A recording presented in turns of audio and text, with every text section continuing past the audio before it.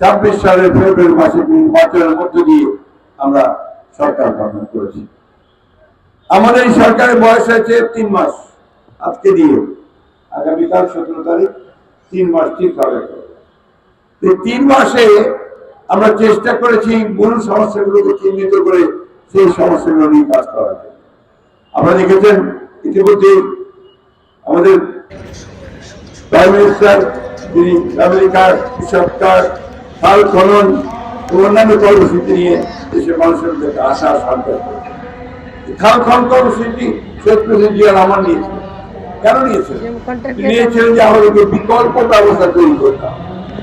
আমরা যদি উজান থেকে পানিগুলো হিস্সা না পাই, মাঠ দিয়ে বন্ধ করে দেওয়া হয়, আমরা যেন বর্ষাকালে যে পানি আসে সেই পানিকে আটকে রেখে আমরা যেন আমাদের কৃষিকাজ, জীব বৈচিত্র্য, জীবিকাকে রক্ষা করতে পারি, সেই কাজগুলো করার জন্য খাল খনন কর্মসূচি শুরু করেছে। আজকে তারেক রহমান সাহেব সেই খাল খনন কর্মসূচি অগ্রাধিকার দিয়ে তিনি কাজ শুরু করেছেন। আমি সরকারকে বলি যে একটা ধ্বংসস্তূপের মধ্য দিয়ে আমরা কাজ শুরু করেছি।